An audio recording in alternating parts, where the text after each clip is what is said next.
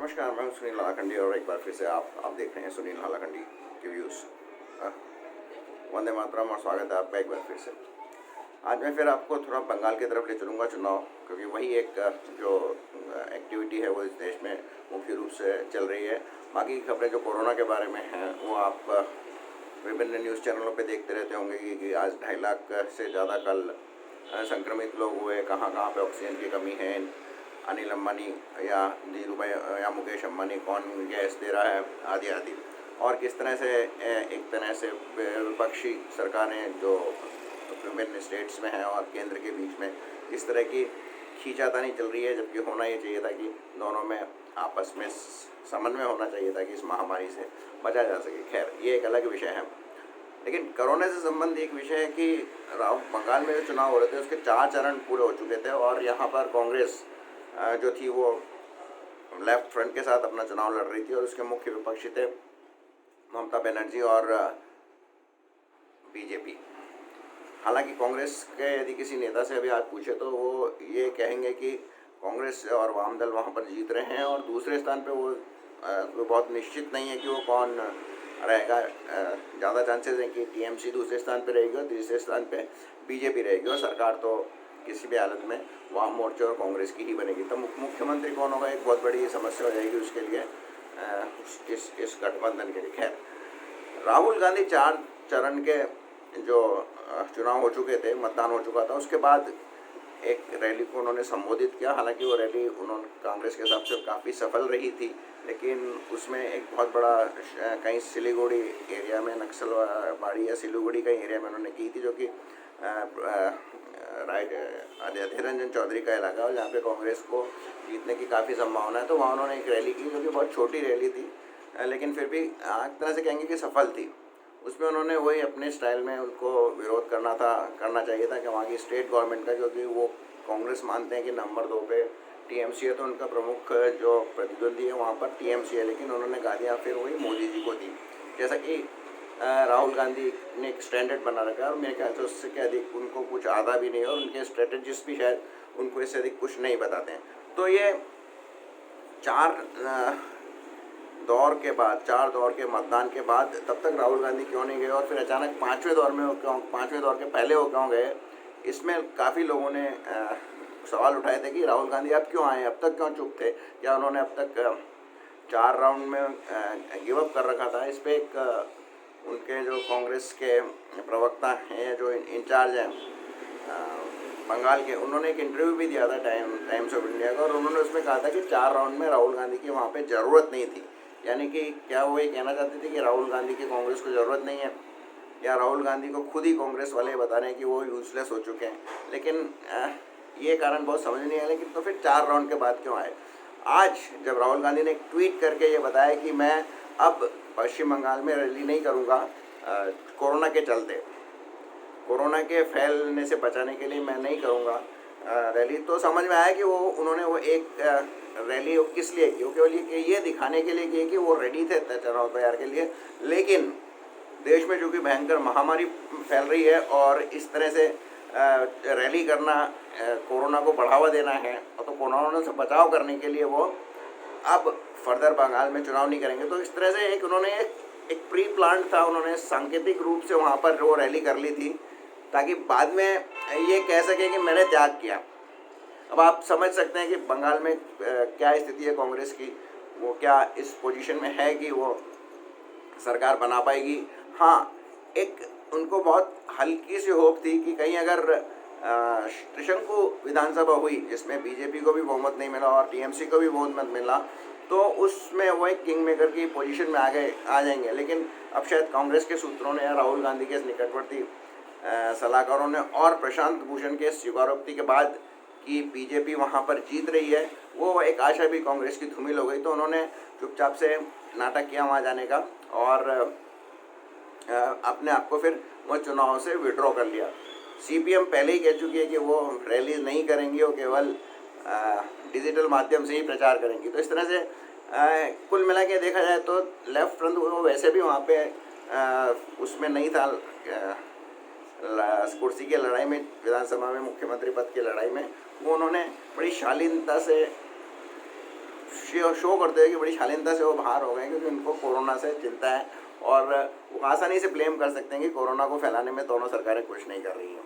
अब एक और बात बहुत इंटरेस्टिंग है कि राहुल गांधी वहाँ पर बड़े आसानी से ये बातें कह सकते थे कि विकास, क्योंकि दोनों ही जगह सरकार उनकी नहीं है, पिछली 2 टर्म से दोनों जगह सरकारें नहीं है, तो वो अच्छा खासा वहाँ पे स्कोर कर सकते थे पॉइंट्स, बट वो मोदी विरोध से आगे नहीं निकल पा रहे हैं। इससे वो एक जो अपॉर्चुनिटी थी वहाँ पे निश्चित रूप से कांग्रेस जीतती नहीं, लेकिन वो कुछ इस तरह की बात कहकर अपनी एक पोजीशन को स्ट्रॉन्ग कर सकते थे जिसमें वो असफल रहे। अब ममता बनर्जी ने एक जगह कहा था कि वो वाराणसी से चुनाव लड़ेगी, मतलब वो एक तरह से कहीं ना कहीं अपनी हार तो स्वीकार कर चुकी है और वो अब नेशनल में अपना कोई नेशनल पॉलिटिक्स में अपना स्थान ढूंढ रही हैं। और वो नेशनल पॉलिटिक्स अब चूँकि इस चुनाव के बाद कांग्रेस भी खासी वीक हो जाएगी और वैसे भी G23 के जो ग्रुप 23 है वो भी कांग्रेस के खिलाफ है, जिसमें भूपेंद्र सिंह एक हुड्डा हैं, वो एक मुख्य नेता हैं जिसका जो कि ग्राउंड से जुड़े हुए हैं। इसके बाद शायद हो सकता है अमरिंदर सिंह भी मिल जाए और कहीं से शरद पवार भी आ जाए, और हो सकता है कि फिर और दूसरी पार्टियां भी, छोटी मोटी पार्टियां, जिसमें हो सकता है KCR वगैरह कुछ मिलके एक नया फ्रंट बनाए जो कि गैर बीजेपी गैर भाजपा हो, और उसका नेतृत्व ममता बनर्जी करे, क्योंकि ममता बनर्जी ही आज की तारीख में गैर भाजपा गैर कांग्रेसी या कह रहे केवल गैर का भाजपा में एकमात्र ऐसी है जो संघर्ष कर सकती है और जो खुल के मोदी के खिलाफ लड़ सकती है। और ऐसा इन्होंने बंगाल में के चुनाव में बताया भी। हालांकि बीजेपी का संगठन बहुत मजबूत है, पर नेशनल फ्रंट पे ममता बनर्जी अब 2 तारीख के बाद आएगी और उसके बाद कांग्रेस की स्थिति काफ़ी कमज़ोर हुई। मैं ये कांग्रेस की, जब मैं कहता हूँ कांग्रेस की काफ़ी स्थिति कमज़ोर होगी, तो मैं केवल गांधी परिवार यानी माँ बेटे का द्वय और बेटी और जवाई, वो सब उनका कमज़ोर पक्ष पड़ जाएगा। उनका केवल यही उद्देश्य रह जाएगा कि वो किसी तरह कांग्रेस से चिपके रहें और बाकी एक करके सारे नेताओं को निकाल दे, ताकि कांग्रेस की जो प्रॉपर्टी है उस पर उनका अभी भी वैसे तो एक छत्राधिकार है, फिर वो अनक्वेश्चनड, मतलब उनका पूरा उस प्रॉपर्टी पे अधिकार हो जाए, और वही उनका उद्देश्य है। उसके बाद वो इटली जाएंगे या कहाँ जाएंगे वो पता नहीं।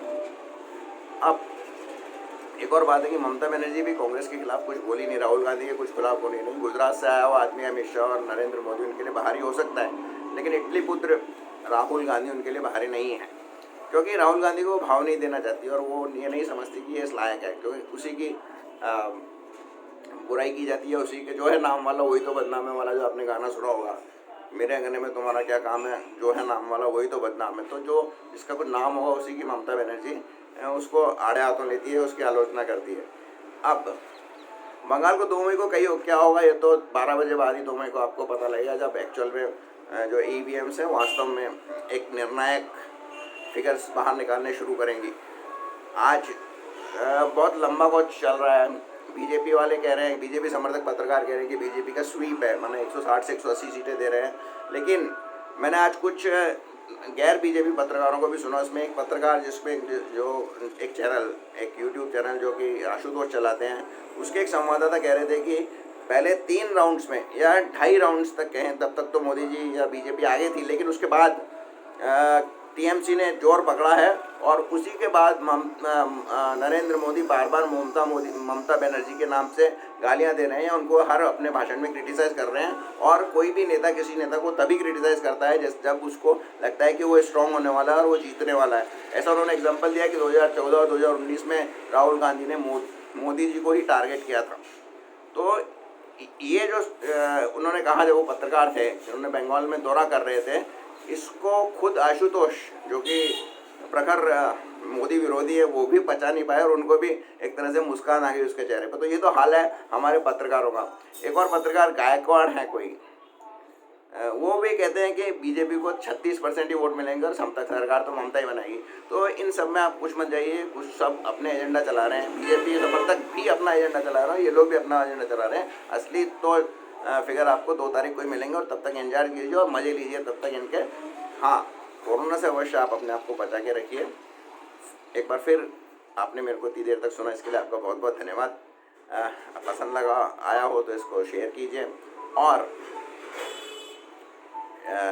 इसको सब्सक्राइब कीजिए। और अंत में आपके भीतर बैठे परमात्मा को एक बार फिर से प्रणाम। और वही परमात्मा हमें और आपको कोरोना से बचाएगा। हालांकि उसके आदेशों का पालन हमको करना है, घर पे रहना है और मास्क है ज़रूरी, 2 गज मास्क और 2 गज दूरी ये हमको अपनाए रखना है। बाकी व्हाट्सएप और मीडिया पर आप इस किसी भी ज्ञान पर कोई खास अधिक ध्यान मत दीजिए, ये केवल आपको कंफ्यूज ही करेंगे या डराएंगे। बहुत बहुत धन्यवाद। बहुत कुछ बदलेगा 2 तारीख के बाद, महाराष्ट्र में भी बदलेगा, दिल्ली में भी बदलेगा, कांग्रेस में भी बदलेगा, उसी के इंतजार कीजिए।